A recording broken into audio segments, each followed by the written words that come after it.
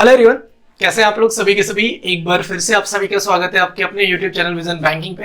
उम्मीद है सभी अपने घर में सेफ होंगे, सुरक्षित होंगे और आप सभी की तैयारी एक अच्छे तरीके से चल रही होगी। कल मैंने आपके साथ एक वीडियो शेयर करी थी SBI क्लर्क 2022 के लिए, जिनका भी पेपर 19, 20 और 21 को है, कि वो जो 12 नवंबर को पेपर हुआ है उसमें क्या क्या चीजें निकल के बाहर आई है, क्या क्या एनालिसिस था जिसके थ्रू आप अपने स्कोर को इम्प्रोवाइज कर सकते हो with in that given period of time. जितना भी आपके पास है, 4 दिन है, कुछ बच्चों के पास 5 दिन होगा और जिनका 25 को पेपर है उनके पास अभी 8-9 दिन का टाइम है। तो उसमें बहुत सारे बच्चों का ये मैसेज आ रहा था कि ठीक है, स्ट्रेटेजी इज गुड, बट अगर इसके साथ साथ जो कंटेंट के बारे में बात हुई है वो भी अगर मिल जाए फ्री में कहीं पे मिल जाए। तो मैंने आपके साथ टेलीग्राम पे, जो डिस्क्रिप्शन बॉक्स में लिंक है, आपको टेलीग्राम चैनल का लिंक मिल जाएगा, उस पर आपके साथ total 10 set of PDF share कर दिए, जिसमें आपको नंबर सीरीज का पीडीएफ मिल जाएगा, जिसमें आपको क्वाड्रेटिक मिल जाएगा, जिसमें आपको अर्थमेटिक भी मिल जाएगा, डीआई भी मिल जाएगा और सिंप्लीफिकेशन भी मिल जाएगा। जिस जिस टाइम पीरियड के ड्यूरेशन में आपको बताए वही टाइम ड्यूरेशन सेट करके आपको उन सारी क्वेश्चंस को सॉल्व करने की कोशिश करना है। 1, 2, 3 ऐसे करके सीक्वेंस वाइज आपको चीजों को फॉलो करना है, ठीक है। साथ साथ ये भी मैसेज आ रहा था कि इंग्लिश का भी कुछ ऐसा स्ट्रेटेजी वाली वीडियो आनी चाहिए जिससे कि एक अच्छे स्कोर तक अपन इंग्लिश में भी स्कोर कर सकते हैं। इंग्लिश का 12 नवंबर के जो 4 शिफ्ट का पेपर देखोगे, मैं बार बार एक ही चीज रिपीट कर रहा हूँ, आपने भी एनालाइज किया होगा, बहुत सारे एजुकेटर्स से भी आपने एनालिसिस देखी होगी कि जो लेवल ऑफ डिफिकल्टी था पेपर का वो कहीं ना कहीं इजी टू मॉडरेट की तरफ था, मॉडरेट टू डिफिकल्ट एक भी पेपर आपका नहीं गया था। तो इजी वाले, अब पेपर में क्या क्या आ रहा है, आपका 10 नंबर का आरसी आ रहा है इंग्लिश की बात करोगे तो, 5 नंबर के फिलर्स देखने को मिल रहा है, 5 नंबर का किसी शिफ्ट में वर्ड शॉप दिखा, किसी शिफ्ट में आपको इडियम्स एंड फ्रेजेस का वैल्यू दिख गया, मतलब इडियम्स एंड फ्रेजेस रिप्लेस करना था। 5 नंबर के पैराजम्बल और आपका 5 नंबर आ रहा है एरर से। तो 30 नंबर के क्वेश्चन कुछ इस तरीके से आपके फ्रेम हो रहे हैं। अब जिनकी रीडिंग स्किल कमजोर है, जो आरसी कंप्लीटली नहीं बना सकते, वो अगर आप अगले 3-4 दिन में कितना भी आरसी पढ़ लो, कितना भी न्यूज़पेपर पढ़ लो, कुछ भी कर लो, वो सही नहीं होने वाला है। रीडिंग स्किल ऐसी नहीं है कि आप 4 दिन 5 दिन पढ़ के अपनी इंक्रीज कर लोगे या 10 दिन, उसमें आपको 5 दिन नहीं लगेगा, 10 दिन नहीं, आपको महीनों लगेंगे, 1 महीना, 1.5 महीना, 2 महीना। जब आप प्रैक्टिस करोगे कंटिन्यूस बेसिस पे तो शायद से आपकी जाके रीडिंग स्किल सही होती है। 5 दिन में तो होगी नहीं। तो रीडिंग स्किल आरसी से आप अगर 10 क्वेश्चन देख रहे हो तो आप हार्ड एंड फास्ट, अगर आपका आरसी स्ट्रॉन्ग नहीं है, आपको रीडिंग स्किल अच्छी नहीं है आपकी, तो आप वहां से 5 से 6 नंबर भी क्वेश्चन लेके आ जाओ तो बेहतर है। लेकिन अभी पहले आरसी को टच ही नहीं करना आपको। अगर आपकी इंग्लिश वीक है तो सबसे पहले जाओ ढूंढो कि क्या वर्ड शॉप है, क्या इडियम्स एंड फ्रेजेस है। अगर आपको इडियम्स फ्रेजेस आते हैं तो वर्ड फ्रेजेस बहुत इजीली पिकअप हो जाएंगे आपसे। 5 में से 5 क्वेश्चन बनेंगे और 100% एक्यूरेसी के साथ बनेगा। जिस एक्यूरेसी के साथ आप क्वांट या रीजनिंग अटेम्प्ट करते हो, उसी एक्यूरेसी के साथ आप वर्ड शॉप को भी अटेम्प्ट करते हो।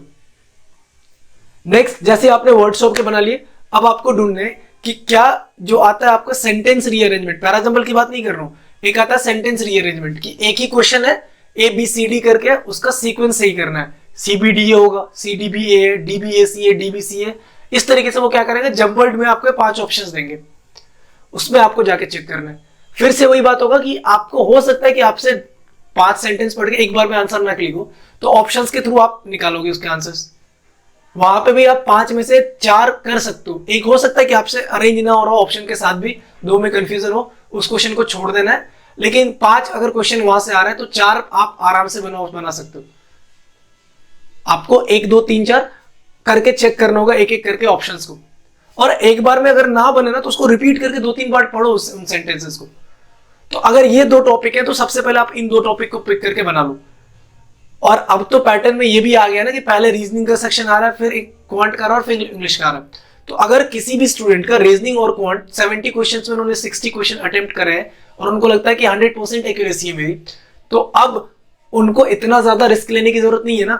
मान लेते कि अगर ये 2 सेक्शन 10 का आ रहा है तो 10-10 नंबर तो आ गए, 60 नंबर वहां से, 10 नंबर यहां से, 70 नंबर 100% एक्यूरेसी के साथ जा रहे हो। इन 2 टॉपिक्स को कंप्लीट किया, अब आपको शिफ्ट करना है फिलर्स पे।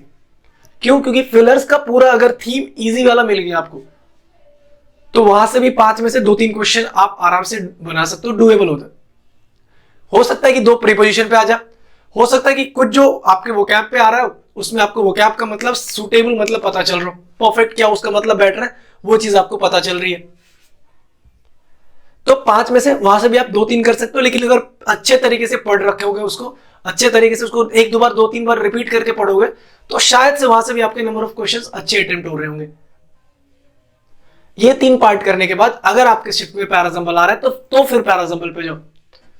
पैराजंबल में ना बने पूरा, कोई दिक्कत परेशानी नहीं है, आपको वहां पे 2 से 3 मिनट का टाइम देना है। आप सोच लो कि मेरा 4 मिनट, जैसे आप सोचते हो ना कि डीआई में मेरे को इतना टाइम देना, स्पीड मैथ्स में इतना, अर्थमेटिक पे इतना, आप अगर पैराजंबल पे 3 से 4 मिनट का टाइम दोगे, 2-3 बार 4 बार कनेक्टर बनाने की कोशिश करो। उसमें पैराजंबल में आप कनेक्टर बनाने की कोशिश करो कि मान लो कि अगर एक सेंटेंस ऐसा है जो नॉट ओनली पे खत्म हुआ है ना, कि एक सेंटेंस में नॉट ओनली है, तो ये तो पक्की बात है ना कि उसका अगला जो सेंटेंस होगा उसमें बट ऑल्सो आना चाहिए। तो अगर डी में नॉट ओनली है और ए में बट ऑल्सो है, तो ये बात पक्की है कि डी के ठीक बाद ए आएगा, है ना। तो इस तरीके से कनेक्टर बनाने की कोशिश करो। कहीं पे अगर 2 सिमिलर क्वांटिटीज में आपको सिमिलैरिटीज दिखा रहा है या 2 क्वांटिटीज के बीच में आपको डिफरेंसेस दिखा रहा है, तो वहां पे एंड और बिटवीन का केस ढूंढने की कोशिश करो। और एक गलती मत करना, एक स्टूडेंट ने बोला सर लास्ट वाला सेंटेंस तो बड़े ही आसानी से मिल जाता है। मैंने पूछा कैसे? बोला फुल स्टॉप लगा रहता है। अरे फुल स्टॉप वगैरह नहीं लगा रहता, और होगा तो सारे सेंटेंसेस में आपको करके दे देगा। फुल स्टॉप से मत बनाने जाना कि ये लास्ट सेंटेंस है या फर्स्ट सेंटेंस है, ठीक है। तो आपको क्या करना है, पैराजंबल में कनेक्टर्स ढूंढने, एक से दूसरा कौन सा कनेक्ट हो रहा है, दूसरे के साथ तीसरा कनेक्ट हो रहा है कि नहीं हो रहा है, या मेरे को ऐसा सेंटेंस मिल रहा है जिसके ऊपर नीचे ये सेंटेंस तो डेफिनेटली नहीं बैठेगा, पिक होगा। मान ले कि बी लगाया और बी के ऊपर ना तो ए जाएगा ना बी के नीचे ए जाएगा, तो बी और ए के बीच में हमेशा एक का गैप ही रहेगा। और अगर 5 सेंटेंस है और एक सेंटेंस बी बन रहा है, उसके ना ऊपर ए आ जाएगा ना लास्ट में ए आएगा, बी बाद में ए आएगा, तो ये तो पक्की बात हो जाएगी कि ए पहला या आखिरी सेंटेंस है।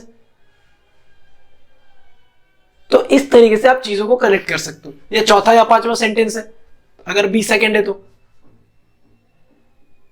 ठीक है। तो कनेक्ट फिर जाना है। अब जब आपको ये सारी चीजें खत्म हो जाए तो चले जाओ आप स्पॉटिंग एरर में। वहां से ग्रामर अगर आपका सही है तभी आपसे क्वेश्चन बनेगा। अगर आपको ग्रामर्स के रूल्स नहीं पता है तो फिर बात वही बोलूंगा कि उसको अटेम्प्ट ना ही करना, क्योंकि एक्यूरेसी मैटर कर रही होगी। 60 क्वेश्चन आप बना के आ रहे हो स्पीड, रीजनिंग, क्वांटिटेटिव एप्टीट्यूड से, 15 क्वेश्चन यहां से बन जा रहा है, 75, आरसी में भी 5-6 बन जाएंगे, तो आराम से क्वालिफिकेशन हो रही होगी आपकी। अगर किसी भी स्टूडेंट का, किसी भी स्टेट से मैं बात कर रहा हूं, आप किसी भी स्टेट से, और अगर आपने 75 प्लस 100% एक्यूरेसी के साथ करा है तो आप डेफिनेटली मेंस में बैठ रहे होगे। 100% छोड़ दो, 96 एंड 97% एक्यूरेसी के साथ भी करा है ना, तो भी आप मेंस में बैठ रहे होगे। 75 प्लस की बात कर रहा हूं। तो अच्छा है कि आपके पास पहले रीजनिंग और पहले क्वांट आ रहा है, उसके बाद इंग्लिश आ रहा है, तो आपको अपनी एक्यूरेसी रीजनिंग और क्वांट में तो पता चल जाती है ना कि मेरे कितना एक्यूरेसी है। इंग्लिश में नहीं पता चलता, उसमें पता चलता है, तो वहां पे देख लो। और फिर अपना टारगेट जोन सेट करो कि मेरे को इंग्लिश में ये पिक करना है, मेरा यहां से गलत नहीं होगा। और गलत ना होने वाले 2-3 टॉपिक मैंने आपको बताया। वर्ड शॉप देख लो, इडियम्स फ्रेजेस आते हैं तो वो देख लो, फिर आप चले जाओ सेंटेंस रीअरेंजमेंट पे, पैराजंबल में कनेक्ट कर लो और उसके बाद आप आरसी में भी आपको क्लरिकल लेवल में 10 में से 5 क्वेश्चन 6 क्वेश्चन अगर आरसी पढ़ोगे तो मिल जाएगा ढूंढने से, ठीक है। तो इस तरीके से आप अपने इंग्लिश सेक्शन में भी स्कोर कर सकते हो maximum in the sense 30 to 30 नहीं कर सकते अगर आपका स्कोर नहीं जा रहा है तो, but definitely you can score a good marks in your English section. तो ये जो डाउट बना रहता है कि how to score good marks in English, इस बार के लिए और भी ज्यादा बेनिफिशियल है क्योंकि सबसे लास्ट सेक्शन आ रहा है इंग्लिश का, ठीक है। उम्मीद है ये वीडियो पसंद आई होगी आपको। तो अगर ये वीडियो पसंद आई तो दोस्तों के साथ जरूर शेयर करें।